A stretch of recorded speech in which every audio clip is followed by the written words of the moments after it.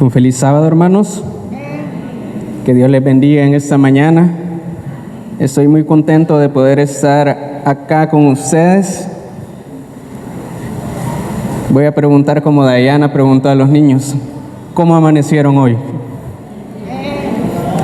Amanecieron con ánimos de levantarse. Costó un poco bañarse, ¿verdad? Alistarse para venir a la iglesia, pero por gloria y gracia de Dios estamos acá en su templo.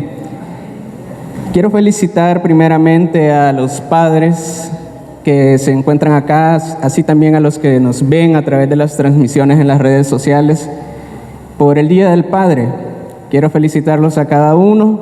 No es tarea fácil la que Dios les ha encomendado. No es fácil ser papá y educar a los hijos, pero queremos felicitarlos a cada uno por el esfuerzo que hacen en sus corazones y en sus vidas por ser ejemplos para cada uno de sus hijos. Quisiera que el tema hubiese tratado acerca de ello, pero todavía no soy papá. No es por eso. Este día es el tercer sábado del mes de junio. Y el tercer sábado del mes de junio, el tema va enfocado hacia la educación. Así que el tema de esta mañana vamos a hablar un poco acerca de la educación adventista. El tema que vieron en redes sociales era un tema como los que hace Sociedad de Jóvenes, como para atrapar y llamar la atención. Pero en realidad vamos a hablar acerca de la redención, de la educación y de la restauración. Y antes de iniciar, apreciados hermanos, quiero pedirles que inclinemos el rostro para tener una oración. Oremos. Padre nuestro que estás en los cielos, santificado y glorificado sea tu nombre, Señor.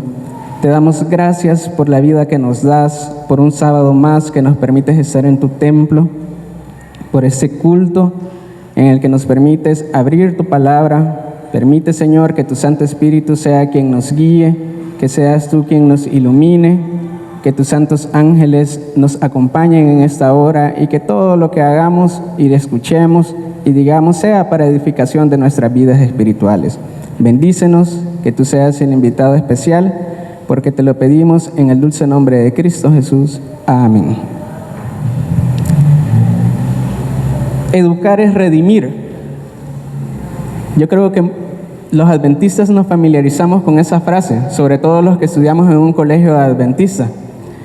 Pero la educación adventista, muchas veces cuando hablamos de ello, se nos viene a nuestra mente una etapa de nuestra vida.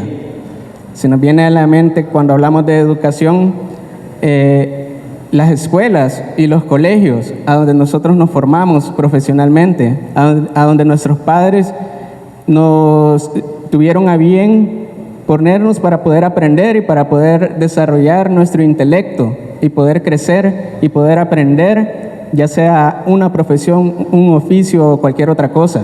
Y pensamos que es ese periodo de tiempo. Pero lo que vamos a estudiar esta mañana no solo se enfoca en esa parte de nuestra vida, que es la etapa más larga, se podría decir. A veces comenzamos a los 5 años o antes y finalizamos a los 25 antes o después, depende si finalizamos nuestra educación cuando terminamos nuestra carrera o cuando desarrollamos una maestría, una especialización, un posgrado. Dependerá de ello la etapa y el periodo en el que nosotros nos educamos. Pero en esta mañana, apreciados hermanos y apreciada iglesia, queremos hablar acerca de la verdadera educación. Y la verdadera educación no solamente es esa etapa. La verdadera educación está apoyada en tres agentes: el hogar, la iglesia y las escuelas. Y esta inicia desde que nosotros nacemos, con lo que nos enseñan nuestros padres en nuestros hogares. Luego, cuando venimos acá a la iglesia, con lo que la iglesia nos enseña a cada uno de nosotros y con lo que aprendemos también en la escuela. Quiero leerles lo que dice el libro La Educación en el primer capítulo, en la página 14. Este sermón está basado en ese capítulo, si ustedes lo quieren leer posteriormente. Dice: a fin de comprender qué abarca la obra de la educación, necesitamos considerar la naturaleza del hombre y el propósito de Dios de crearlo. El cambio que sufrió la humanidad cuando se introdujo el mal y el plan de Dios para cumplir a pesar de todo su propósito. ¿Cuál es la naturaleza del hombre? ¿Por qué Dios creó al hombre? ¿Cuál es su propósito? ¿Qué cambió cuando el hombre pecó en ese propósito y en esa naturaleza? ¿Y cuál es el plan de Dios a pesar de que el hombre haya pecado para cumplir ese propósito en nosotros? Para eso nos tenemos que ir, y quiero invitarlos a que abramos nuestras Biblias al libro de Génesis. Nos vamos a ir a los orígenes, al libro de Génesis en el capítulo 1. Estos son textos muy conocidos, pero me gustaría que me acompañen. Génesis capítulo 1, versículos 26 al 28. Son 3 versículos.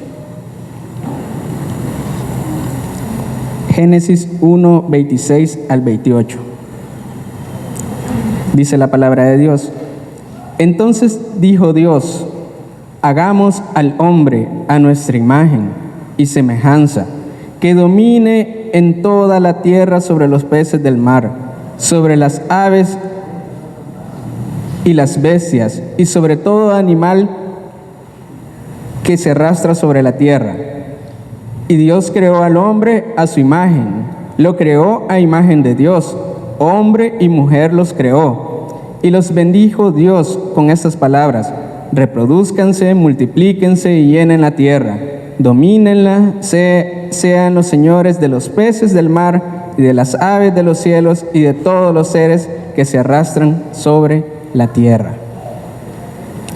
De acá podemos aprender muchas cosas de este texto, pero quiero que nos enfoquemos en 3 puntos y en 3 aspectos. Primero, ¿quién fue el que creó?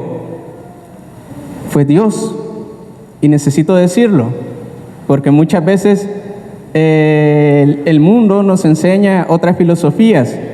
No venimos de la casualidad, no venimos de la preexistencia, no venimos del mono. Dios nos creó. Y ese es el primer aspecto, el primer punto que quiero que veamos, que Dios nos creó. Y quiero recalcar algo. En el plan de Dios al crear al hombre, solo menciona al hombre. Dice: varón y hembra los creó. Creó, en su plan estaba Dios crear al hombre y a la mujer. Ahora, el segundo punto es: ¿cuál es la naturaleza del hombre? ¿Cuál es la naturaleza con que Dios creó al hombre? Está en el versículo 27. Y Dios creó al hombre a su imagen. Y dijo: hagamos al hombre conforme a nuestra imagen y semejanza.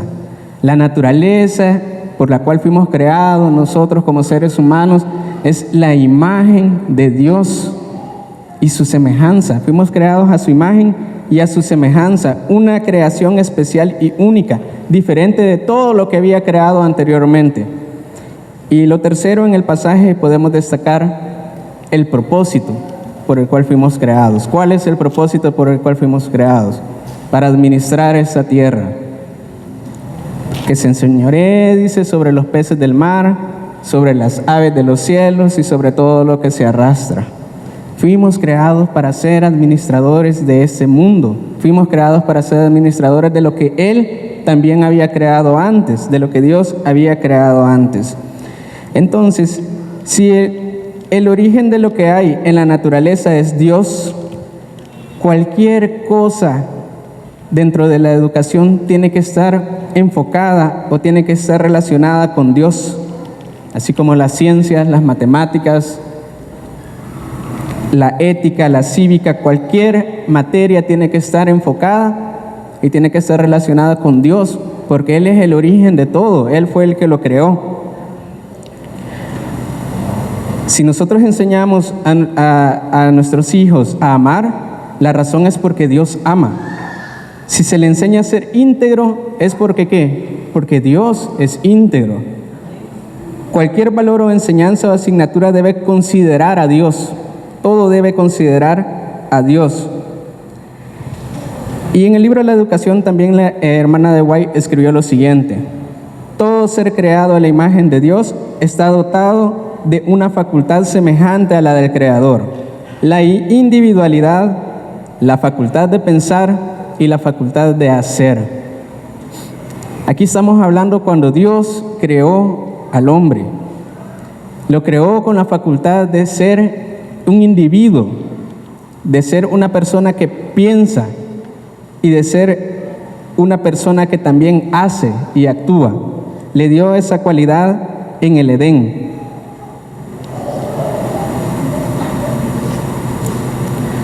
Ahora, a través del servicio de la administración y el crecimiento de sus facultades, el ser humano reflejaría más y más la gloria de su Creador. Le dijo de que se enseñoreara de todas las cosas que habían, de todo lo que había creado. Pero imaginémonos, cuando Dios creó al hombre y cuando Dios creó a Adán y a Eva y los puso sobre la tierra, no los creó con un chip en su mente o con una base de datos donde ya todo estaba configurado y establecido de las cosas que existían. El hombre tuvo que investigar. Y ahora imaginémonos, apreciados hermanos, cómo hizo Adán y Eva para ponerle nombre a los animales marítimos, a los acuáticos. La Biblia menciona uno que es el Leviatán, que está en las profundidades del océano. ¿Cómo hizo para poder entrar hasta allí, para poderle poner nombres a ellos? Dios los había creado para poder hacer una tarea. No los creó para el ocio, no los creó para estar sentados y disfrutando de las semillas. Los creó para que la administrasen, para que se mantuvieran ocupados, para que sus mentes pudieran crecer y pudieran desarrollarse. Los creó para que todas las facultades a las que eran susceptibles se pudieran desarrollar. Eso es lo que Dios nos ha creado, por eso nos creó a nosotros. No los creó ya con las facultades desarrolladas, sino que para que éstas con el tiempo se pudieran desarrollar y pudieran crecer. Ahora, hemos puesto el enfoque de cómo Dios nos creó y su propósito. Ahora vamos a poner el enfoque de qué fue lo que pasó y las condiciones en las que estamos. Vamos a ir en el mismo libro de Génesis, en el capítulo 3,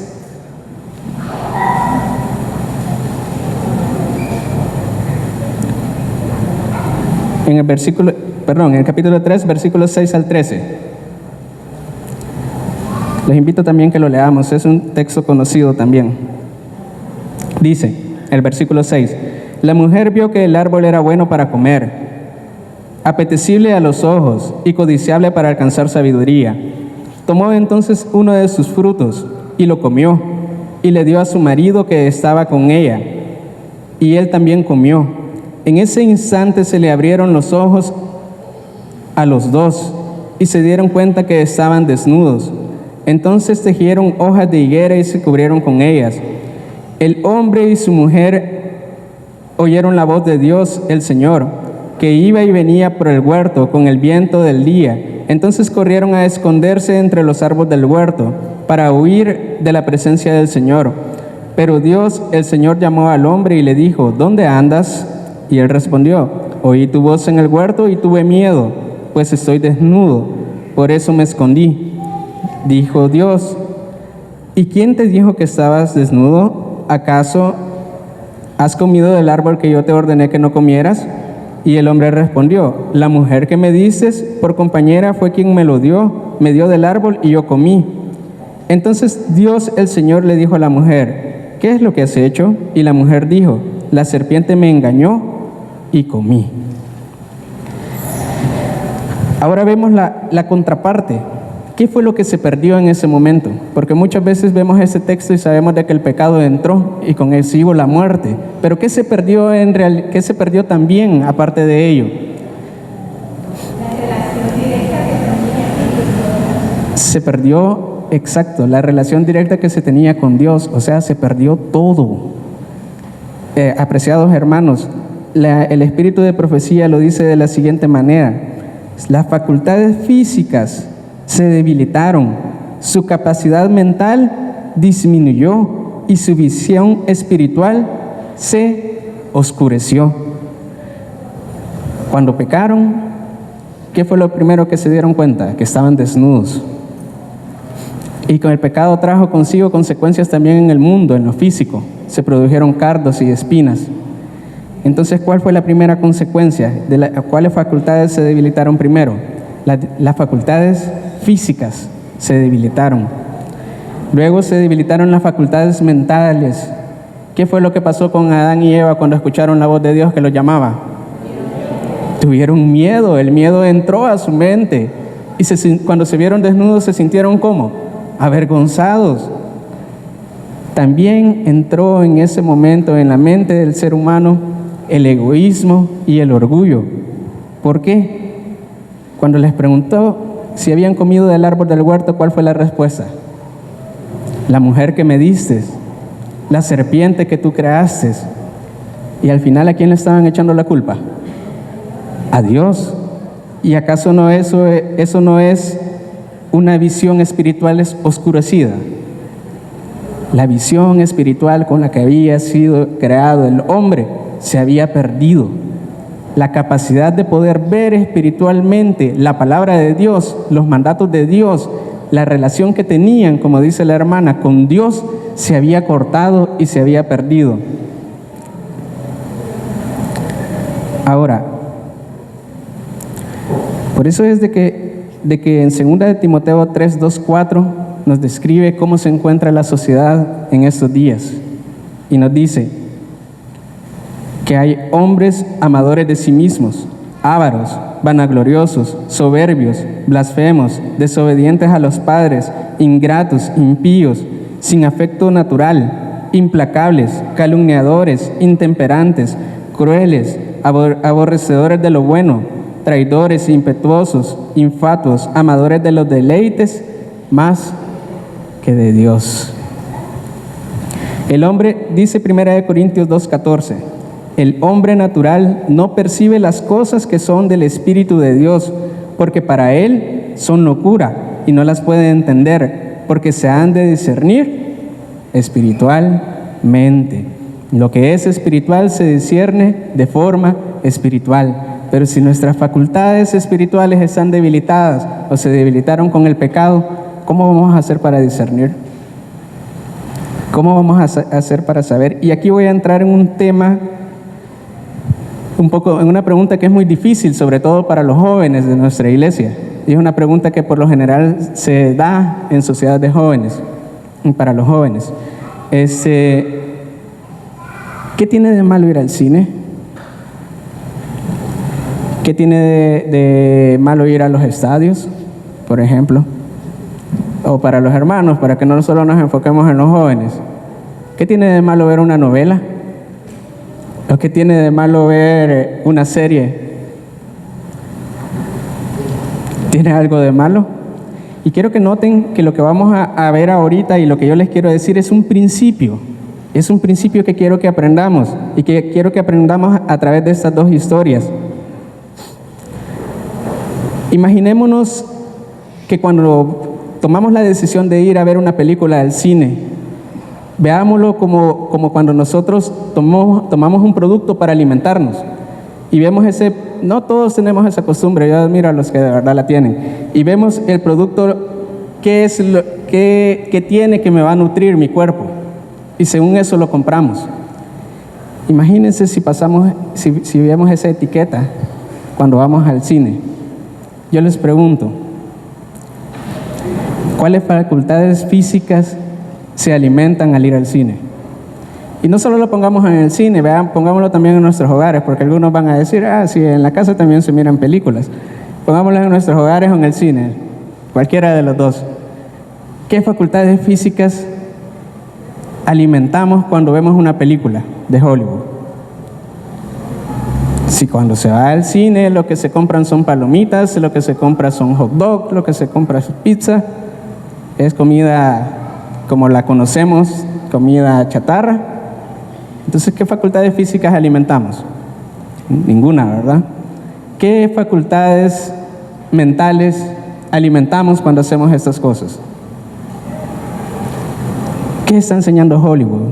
¿Qué están enseñando? Saben de que, bueno, la mayoría de jóvenes no me van a dejar mentir.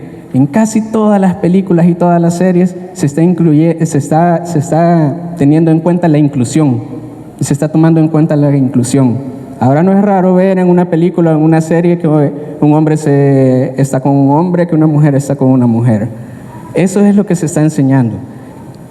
Ya no solamente es la sexualidad y el sexo fuera del matrimonio. Ahora la sensualidad ha crecido y los ataques han crecido del enemigo. Y eso estamos metiendo en nuestra mente cuando vemos este tipo de películas. Y ahora ya no se diga espiritualmente. ¿Qué estamos alimentando espiritualmente cuando vemos unas películas o cuando vemos una serie? ¿Qué le estamos alimentando a nuestra mente? Ahora, ¿qué es lo que les quiero decir, apreciados hermanos? Probablemente podamos ir a ver una película al cine, probablemente en nuestros hogares veamos películas y veamos series. Y puede ser que estemos acá y estemos luchando para la gloria de Dios, para poder crecer y fortalecernos. Pero lo que yo te quiero decir es que tengamos en mente que cuando hacemos ese tipo de cosas no tenemos ningún alimento ni ninguna edificación espiritual. Y el problema de no tener una edificación espiritual y un alimento espiritual es de que tarde o temprano lo primero que vamos a hacer es dejar de venir a la iglesia. Lo segundo es que nos vamos a enfriar y nos vamos a olvidar de orar, de la lectura de la Biblia, y no vamos a tener no van a ser en nosotros el querer saber acerca de Dios. Y al final vamos a terminar cometiendo errores y pecados que nos van a alejar de nuestro Dios y de nuestro amante Salvador. Pero a Dios damos gloria y damos gracias porque Él amó tanto a este mundo que envió a su Hijo unigénito para que todo aquel que en Él cree no se pierda, mas tenga vida eterna. Y quiero que me acompañen al libro de Primera de Juan.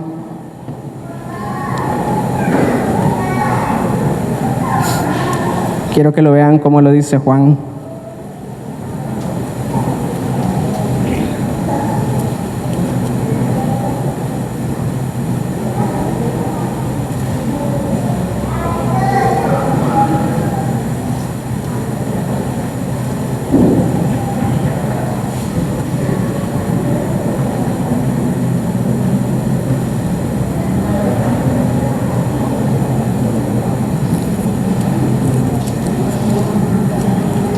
Permítanme que se me ha escapado.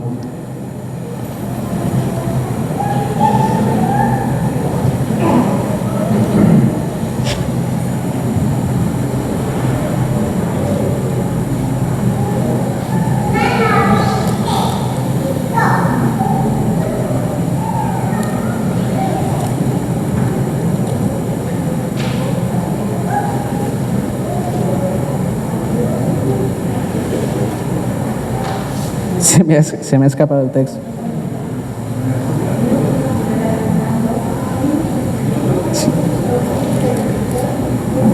Sí, Primera de Juan 2:15, 16 y 17. Perdonen, hermanos, que no lo traía anotado, se me vino, el Espíritu me lo puso, pero no lo encontraba. Primera de Juan 2:15, 16 y 17.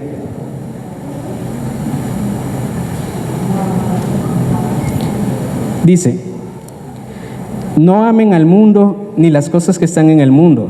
Si alguno ama al mundo, el amor del Padre no está en él, porque todo todo lo que hay en el mundo, es decir, los deseos de la carne, los deseos de los ojos y la vanagloria de la vida, no provienen del Padre, sino del mundo.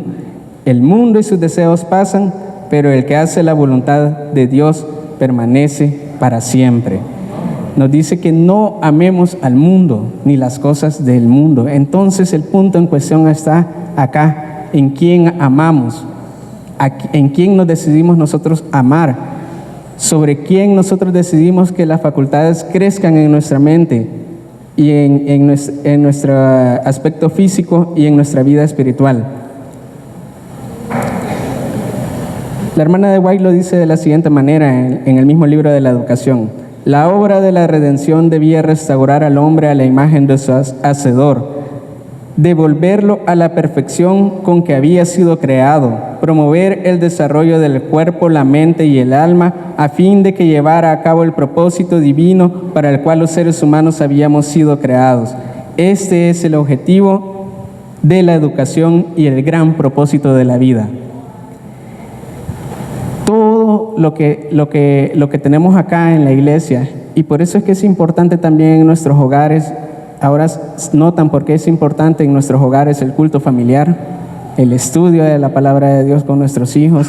Es importante porque todos estos agentes y todas estas actividades que nosotros realizamos ayudan al crecimiento de esos tres aspectos: del cuerpo, de la buena alimentación física, de la buena alimentación en nuestra mente y de la buena alimentación espiritual.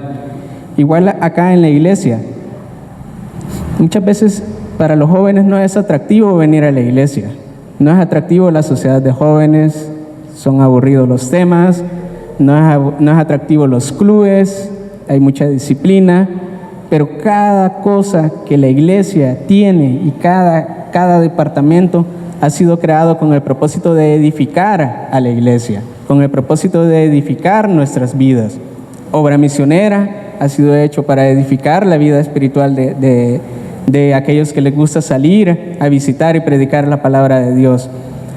Mayordomía, cada uno de los departamentos en nuestra iglesia son para edificar, no son como los del mundo, que los del mundo son para entretener y los del mundo son para que nosotros nos distraigamos y nos olvidemos de Dios.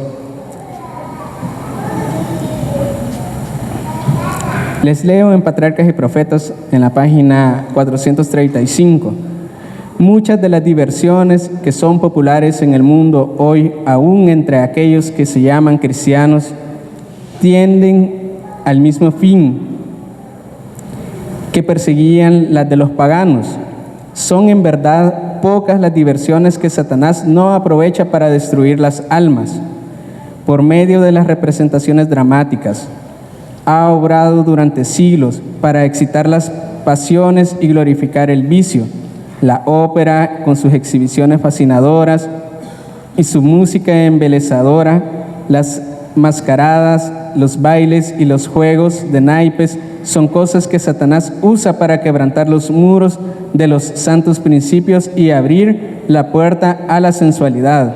En toda reunión de placer donde se fomente el orgullo y se dé rienda suelta al apetito, donde se lo induzca a olvidarse de Dios y a perder de vista los intereses eternos, allí Satanás está rodeando las almas con sus cadenas.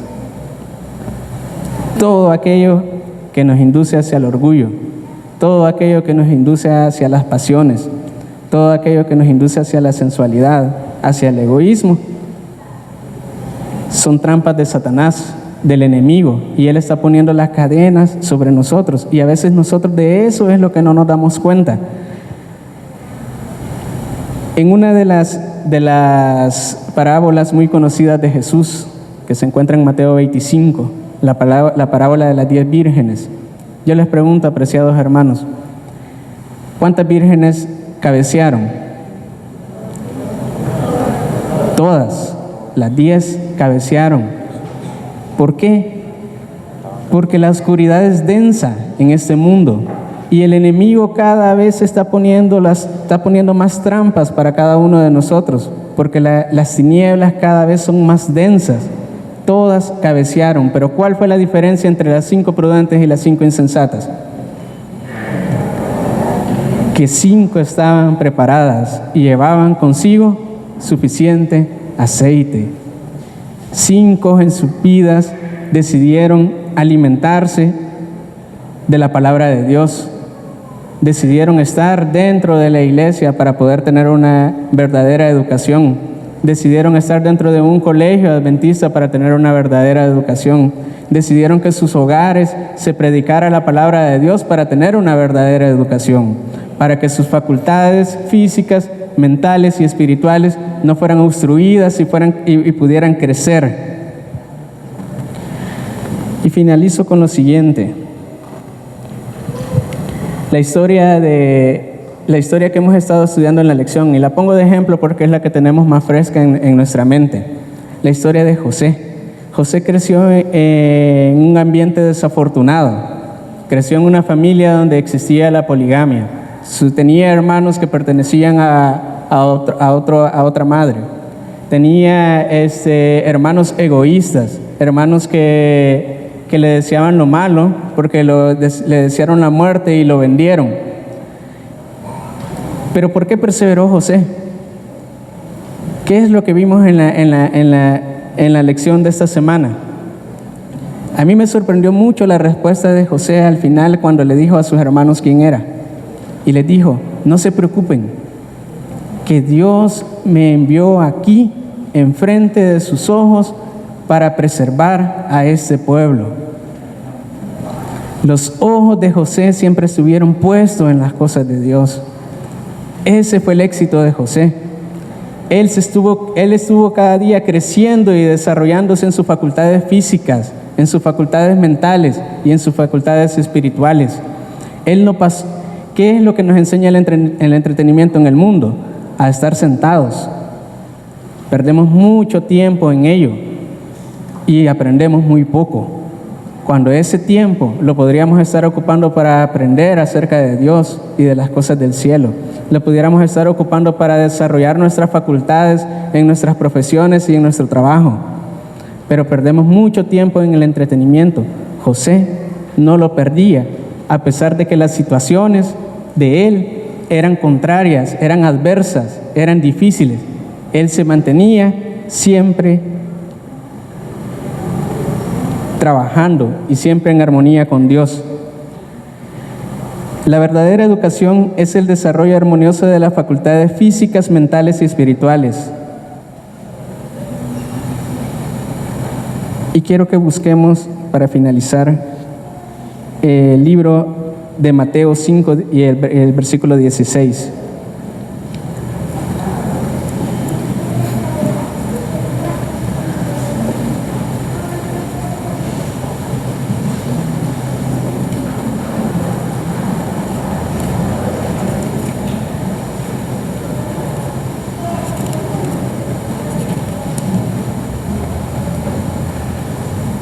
Que era la lectura bíblica.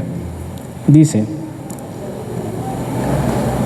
de la misma manera que la luz de ustedes alumbre delante de todos, para que todos vean sus buenas obras y glorifiquen a su Padre que está en los cielos. Dios quiere restaurar en nuestras vidas su propósito por el cual fuimos creados. Por eso vino a morir en la cruz del Calvario, para restaurar la imagen de Dios en nuestras vidas. Él quiere que nosotros nos acerquemos a Él para que seamos luz al mundo, y las obras que son efecto de la fe que creemos en Dios, estas puedan ayudar al mundo a ver y glorificar a nuestro amante Salvador. A mí me pasó hace poco, apreciados hermanos, una compañera de trabajo me habló por teléfono, me habló a mi extensión. Fue algo gracioso y no me lo esperaba. Y me preguntó, y me hizo una pregunta, y una pregunta de la Biblia, no una pregunta de trabajo.